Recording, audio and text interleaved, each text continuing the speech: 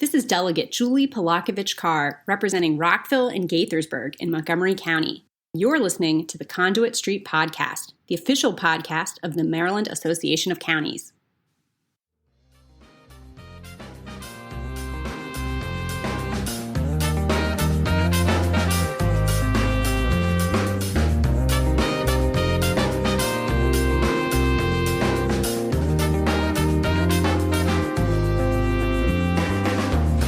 Hello and welcome to the Conduit Street Podcast. Kevin Kinnally here with Michael Sanderson. Michael, we are in full Mako Summer Conference prep mode. How you holding up over there? We're still remote. A lot of stuff going on out there in the world, but how are things at the Sanderson household? Things are okay here.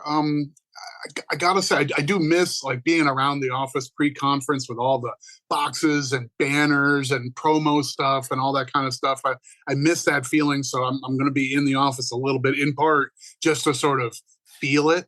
But I gotta say, like this maybe is a sign that I'm a little too much online. But last night on social media, I saw a video of a shark that was starting to walk out of the water. And to be honest with you, after 2+ years of pandemic mentality and sort of like all these crazy weather things and I don't know, murder hornets and all the, monkeypox now. And so honestly, walking sharks, maybe this is it. Maybe I want out of this timeline. This is maybe too much. Don't forget the tragedy with the zebras. Right. Emotionally, I'm drained. I can't go there with walking sharks now. So I'm not even gonna bite, no pun intended, and find that video you're talking about. Don't do. Let's hope it's a non-story, right? I mean, geez. Maybe we'll find it. We might have to put it on Twitter for our listeners, but I don't have the capacity for that. I do though, Michael. I do want to talk today. Let's talk about tax caps, limits on county property taxes, and it's an interesting subject, and we'll get into why we want to go there. But what do you think? I know this is right down your alley, probably. Yeah, it is, right? This will be a good reset for me, a palate cleanser, because there's nothing I like better than like nuanced tax policy baloney. So yeah, good topic. I think it's interesting, and like this kind of has been in the news lately, so it makes it timely. But this is county government stuff, and for our listeners, this is kind of nerd friendly. So yeah, I think this is a good one to set up. Let's do it. It is a good topic, and this is, as you mentioned, in the news because of a high-profile effort to create a tax cap in Baltimore City. A group was pitching a plan to slash the city's property tax rate, and the hope there, Michael, was to rebuild the city's population. So the idea is you cut the property tax rate over 6 years down to 1.25%, and then you cap it there. And this group was trying to get enough signatures, Michael, to bring the proposal to voters in November. They needed 10,000 signatures. We found out that they fell short. So the proposal won't be before the voters in November, but it does seem like a good time to discuss this. What is your first reaction to hearing about that proposal? Again, there is an idea behind it, which is, look, we think the property tax rate's too high. We think that's why we've lost population. And the only way we're going to get them back and generate economic development and tourism is through cutting the property tax and incentivizing people to come back to the city. Yeah. So I think there's a lot of things that are interesting here. And one of them, like at the foundation of this, is as a structure of government matter, to what extent do you count on decisions made by elected leaders, right? The democratic republic concept that the whole nation is built upon, that you have your elected leaders make decisions on behalf of the populace, as opposed to you do things by plebiscite or by referendum or by like those old school New England town halls where everybody in town gets to come to the meeting and you raise your hands and whatever has the most votes in a popular vote just gets to carry the day.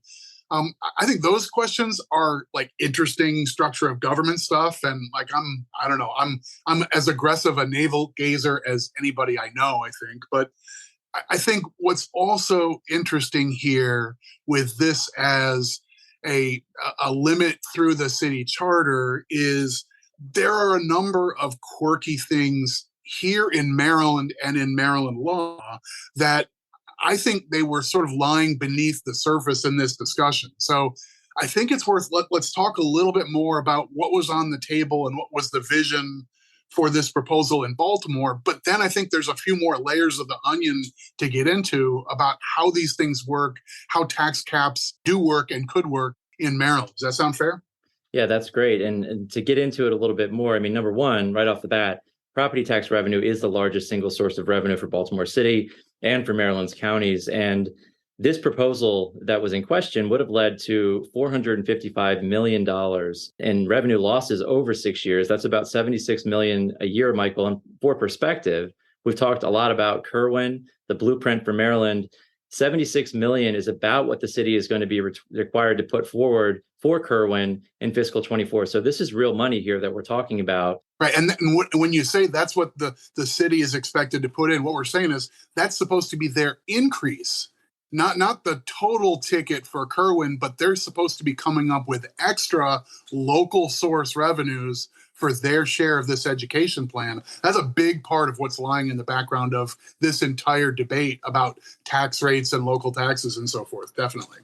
Right. And so, as we mentioned before, I mean, the group pushing this initiative argued that reducing the property tax rate incentivizes people to move to the city. Again, it brings businesses there, private investment. All of that would generate tax revenue. And the idea here would be, oh, well, over a period of time, we would get the revenue back because you'll have all this new investment. But Baltimore City's budget director said that they'd have to grow the population to over 900,000 people over the next 6 years to actually make this work.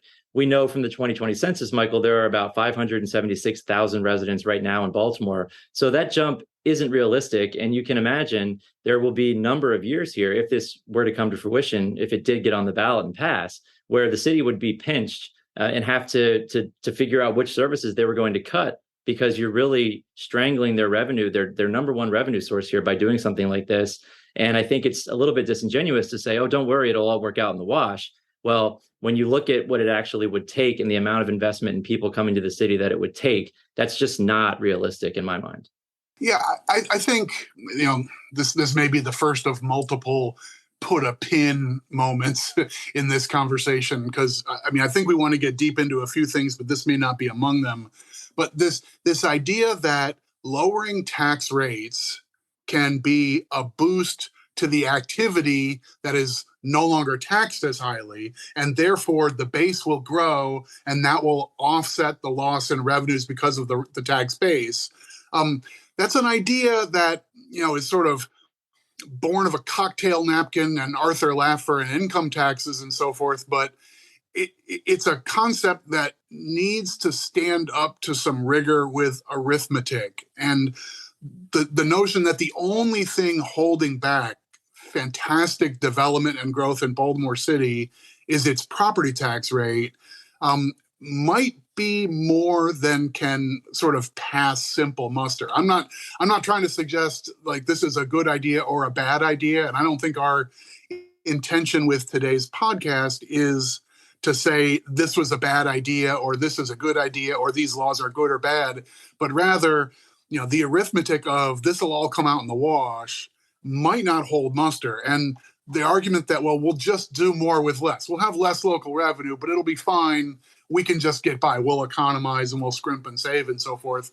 To some degree, you need to hire people for public functions. You need to pick up the trash, and a laundry list of other things that residents of the city expect and deserve.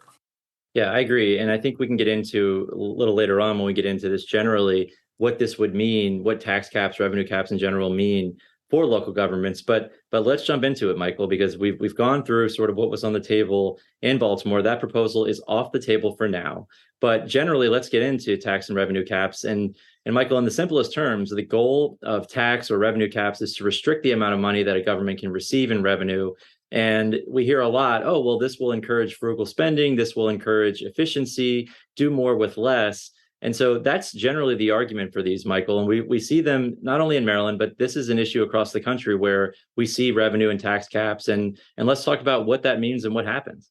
Yeah, so I feel like there's a few different things that are worth getting into to sort of put all of this into not just a textbook context, like not just like talk about it as if we're in a public administration 401 class, but just like context in Maryland and context for Maryland actual local governments who very much rely on property taxes. So that's what I want to do with our time on the podcast, is sort of talk about this from a Maryland point of view, even though, we have listeners from outside Maryland, and that's terrific. But some of the inside baseball stuff for Maryland, I think, is relevant here. I like it. So where do you want to start with that Maryland context? How about, first of all, this is a function of form of government and charter government in particular. Does that sound like a good stepping stone? Yeah, I like that. Okay. So let's talk about charter government and how it's different. We have different forms of government in Maryland here for local governments. Let's get into how charter government is different. So, and without beating this to death, Maryland is like a lot of states that we have local governments with different structures, even though we've got 24 counties. That includes the city of Baltimore as a county. Even though we've got 24 counties, we have different structures and different governance models, and that's all enabled by state law. The most, I think, sophisticated among the county structures is what we call charter government. So the local government adopts a document that works basically like the United States Constitution or like the Maryland State Constitution. It ends up being the sort of top dog for local laws. So a local charter in the city of Baltimore, in a place like Anne Arundel County, where I live, in some smaller jurisdictions like Dorchester County, they've adopted charter government, which grants home rule, another sort of put a pin in it, but it lets that local government basically get first call for making local decisions rather than being beholden to the state legislature to grant them authority for small ball stuff. So you gain home rule by adopting a local charter, and then you have a document that sort of reigns supreme over your local laws and ordinances. It's only the charter government jurisdictions that would be able to contemplate something like Baltimore was considering, a citizen-initiated and voter-approved tax cap that would bind the hands of their elected officials and their governing body. Right. And that's an important distinction. And right now, we have 4 jurisdictions with tax limits in their charter, Michael. Let's walk through those a little bit. And Montgomery County, I think, is an interesting one to talk about because we have seen over the years a number of different proposals. And back in 2020, there were 2 competing proposals on the ballot. So, Michael, let's talk about how the Montgomery County limit works now, because I think that's a pretty good illustration of a tax cap, and one that has been tinkered with over the years. And again, we've seen recently competing proposals to lift the cap and then also to strengthen the cap and make it even more stringent. So Montgomery County, our most populous jurisdiction, they have the most convoluted and most complicated limit on taxes, in part because their county has a variety of sort of special use tax rates and special districts and so forth. So they end up using a sort of a complicated weighted average of a variety of these component taxes. It's the hardest to follow and the hardest to explain. But they've also been an exception for a long time that in their charter, what the voters had approved for a long time was a limit that could be overridden, but only by a unanimous vote of the county council. So that's a one-of-a-kind tax limit. The easier to understand ones are for other jurisdictions. Places like Wicomico County, Talbot County, and Anne Arundel County all have what are effectively revenue caps. And what that basically says is each year when the governing body sits down to pull together a budget, and one of the things that funds that spending plan is revenues from property taxes, that there's a limit on what rate they may set. And it's a function of how much revenue does it bring in. So, no more than a certain percent over last year's yield, or no more than last year's yield directly, or things of that nature. That's sort of what we would call a revenue cap. And it's basically the local officials may not exceed that number under the charter. Prince George's County also has a separate limitation. Theirs is a rate cap as opposed to a revenue cap. And so that's a little bit different because if assessments are going up, then you can have a cap on the tax rate, but revenues might go up substantially if people's assessments, the property values are going up. So that works a little bit differently. So we've got different flavors and stripes here in Maryland. As I understand it, the proposal in Baltimore was effectively a rate cap. They wanted to bring the rate down and then cap it at a certain level, but it was specific to the tax rate, which is uniform across Baltimore. They don't have those complicated machinations that exist in Montgomery. Right. And that's interesting because that does bring another twist to that proposal from the city. And there would have been a big legal fight here because case law in Maryland strongly suggests that, a tax cap cannot drop the rate. It can only prevent the local government from exceeding a certain limitation, either a rate or a calculation. So there would have been a legal fight here. I don't know if that's exactly clear, Michael, or what you think about that. But in my mind, there's no doubt that if this would have passed, if this would have gotten to the ballot, there would have immediately been a legal fight over, how this could work or whether or not it violates case law. Yeah, I think that legal fight probably would have started as soon as the petition had been certified as having an adequate number of signatures. And what this gets to, this is a little bit technical, but I still find it at least interesting that some years ago, when Anne Arundel was going through the throes of what became the tax cap in Anne Arundel County, there was a debate about how that could be structured and written. And some of the advocates in Anne Arundel who wanted tax limits in that county had said, well, we want to force the rate down. We want to draw the rate down and write that right into the charter. The rate can be no more than X, Y, and Z, and so forth. What happened is that was challenged legally in the Maryland courts, and the courts basically ruled you have to look at state law, which state law grants the local governing body the exclusive right to set the tax rate. So this is kind of a weird exchange between the authority from the state government and the sort of independent authority of local governments through their own charters and through their local ordinances and resolutions and that sort of thing. But the Maryland courts found that because state law says it's the county council and executive Anne Arundel who have to set the tax rate, it can't be the voters by way of the wording of charter language. So that sounds like if that case were held as direct precedent, it sounds to me like the proposal in Baltimore might have run afoul of that idea. If it specifically says, hey, the rate's at almost $2.25 today. For each of the next 6 years, we want the rate to be this level, then this level, then this level. I don't know that the city charter can do that and override state law that says it's the mayor and city council who make that call year by year. So it would have been challenged, right? We can be sure of that. This would have been a legal challenge and a bit of a skirmish, and we would have had maybe till November to find out how it needed to be worded and whether the petition and contents were valid legally. Right. So that would have been interesting. And that aside, I mean, let's keep going here. The next distinction, I think here, Maryland particularly, even for counties and for Baltimore City, there is a major twist in the laws governing county property taxes and local limitations, right? Because you can bust the limitations, Michael, for certain things, right? Let's talk about that.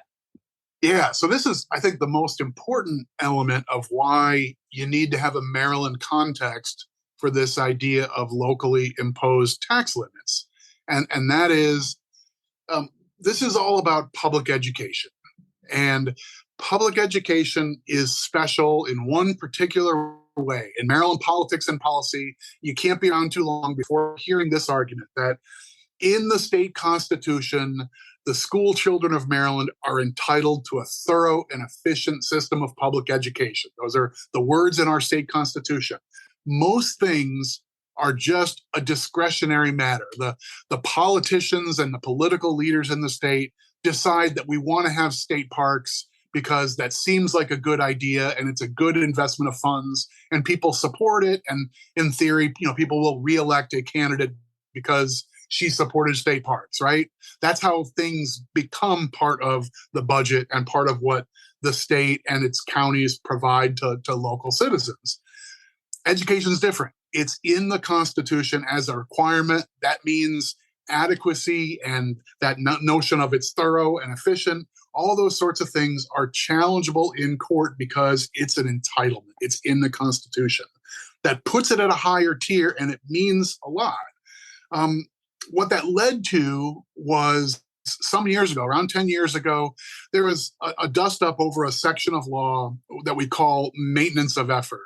And this was basically the state law that governs the amount that each county needs to fund and then continue to fund for its public schools each year. Right? Another put a pin in it opportunity there, because that's its own 45-minute conversation, maybe, right? Right, of course. So we know, Michael, that you can't just say, well, we don't have enough revenue, so we're just not going to put money into public schools. And I think we can understand that. So how this would have worked in Baltimore City if they would have actually adopted this charter limit, everything got worked out legally and it went into effect, Michael. I'm not sure it's clear, how that would have worked and what would have happened here. What do you think?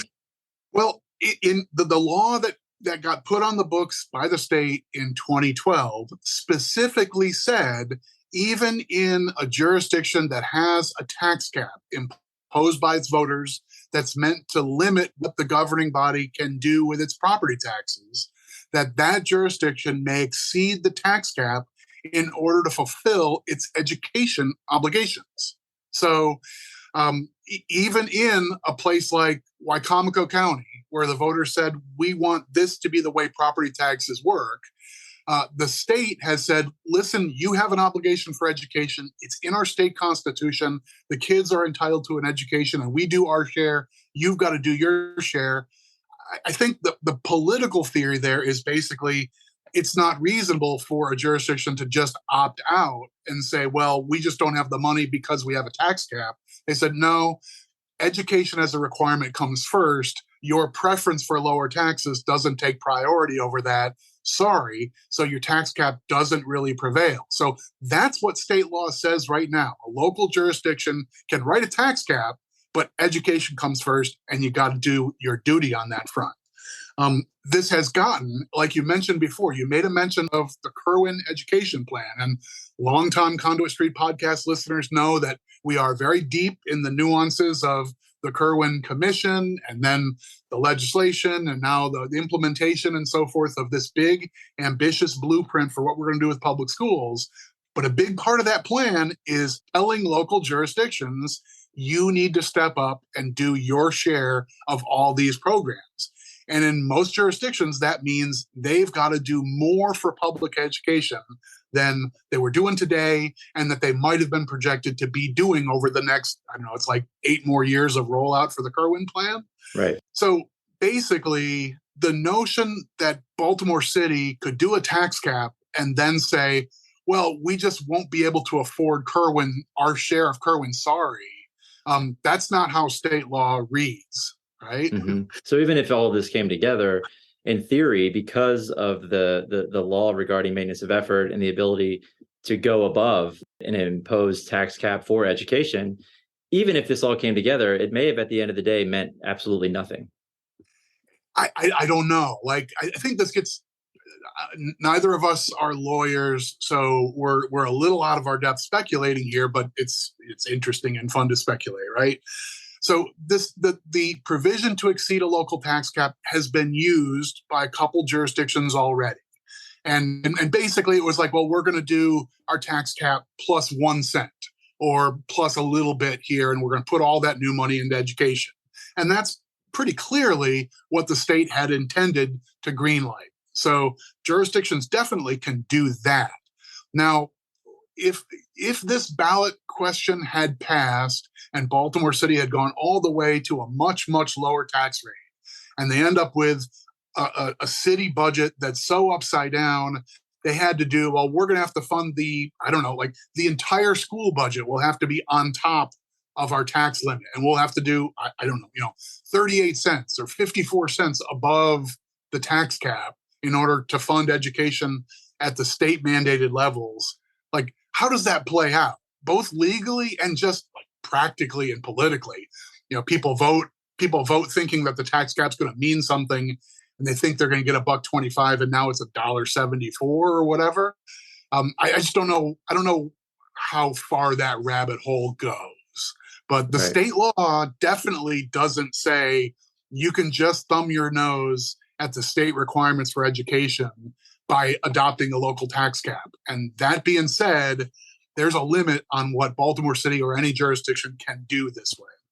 Yeah, and I think that would be more than a legal argument here. I think it could be a big political one as well. It would shine a light on all of this stuff, including Kerwin and everything else, right? So again, whether or not this actually went into effect, I think this could, maybe there's enough light shined on this now where this could come up in the General Assembly. It could be in a bill, something about tax caps, revenue caps. Generally, we know we can already bust through them for education, but maybe this creates a bigger conversation, Michael. I guess it's possible. I think the reasonable way to look at tax caps in Maryland right now, I think, is the state is in the driver's seat and has effectively said, like, really drastic tax reductions, any county are basically off the table. That the state, I don't know, I've used this phrase a couple times. I don't know if I've used it on the podcast, but the state is looking to the counties. We are engines to fund the Kerwin plan.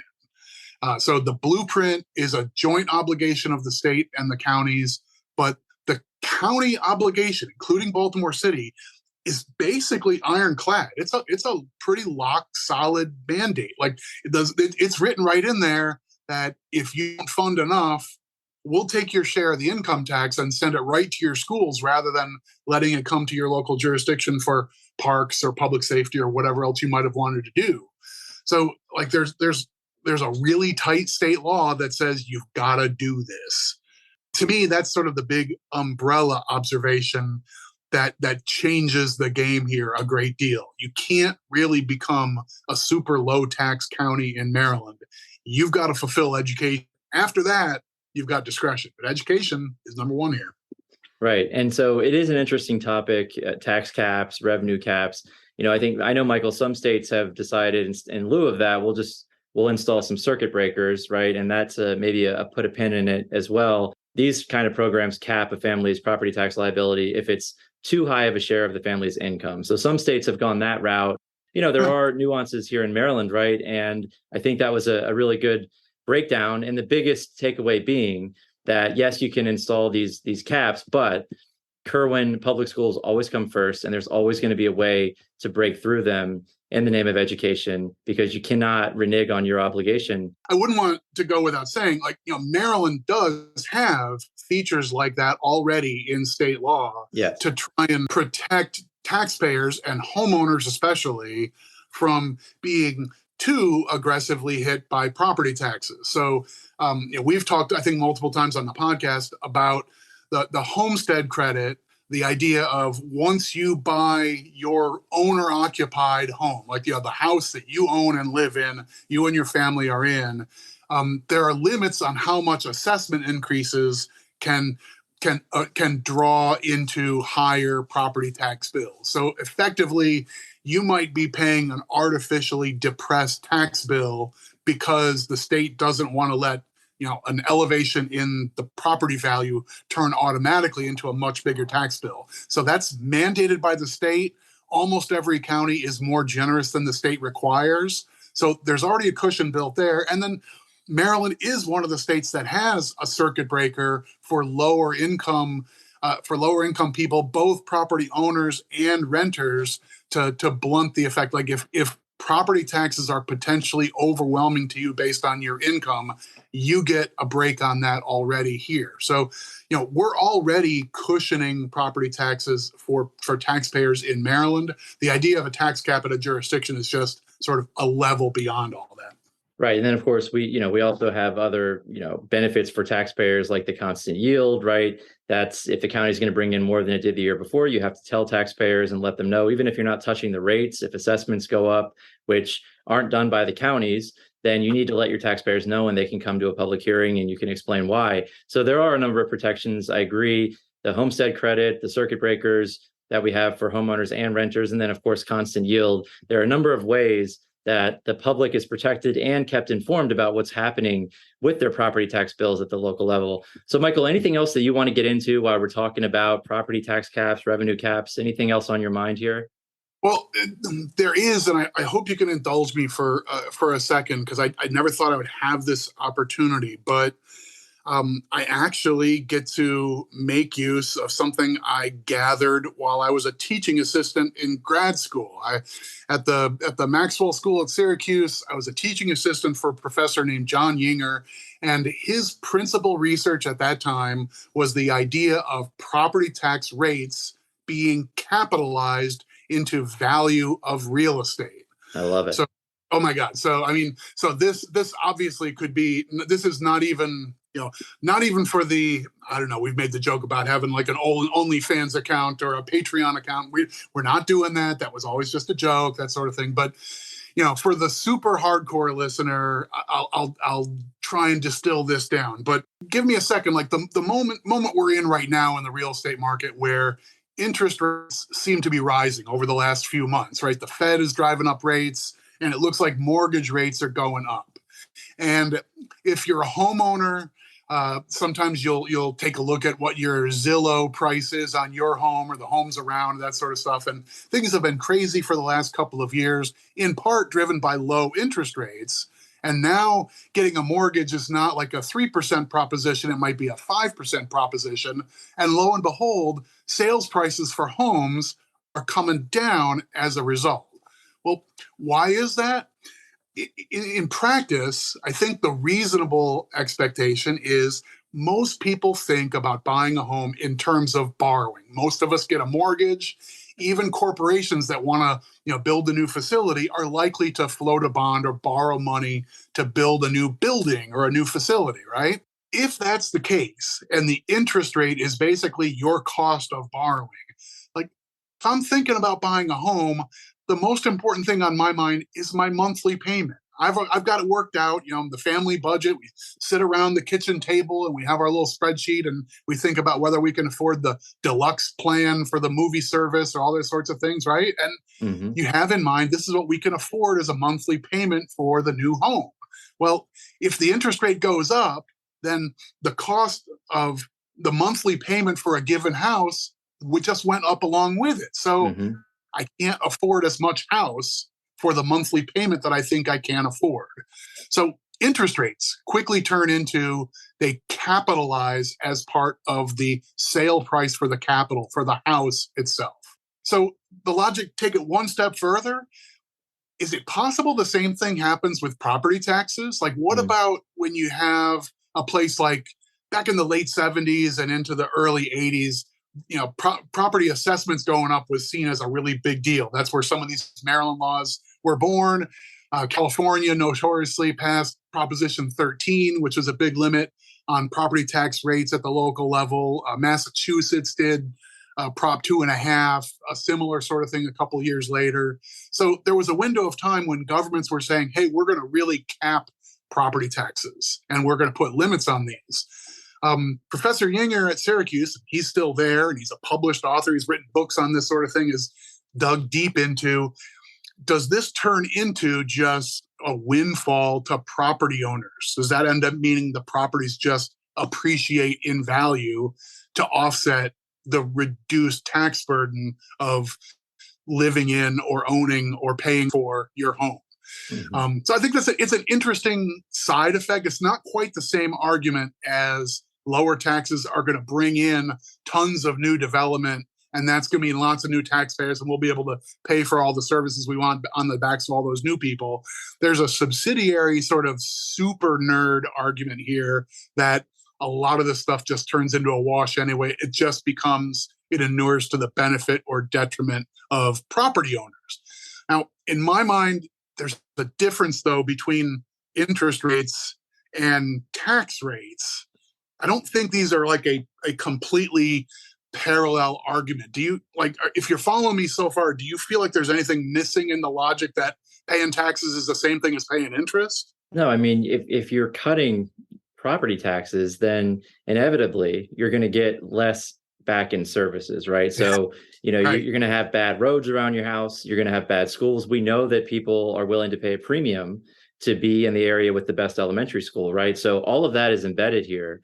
And that is part of what you buy with your home, I think, right? Like you expect these kind of services to still be there regardless. And so if you're willing to, I don't think you can conflate the two necessarily, because again, if you're cutting your property taxes, then you're getting less back in services. And I think that's a detriment to the homeowner.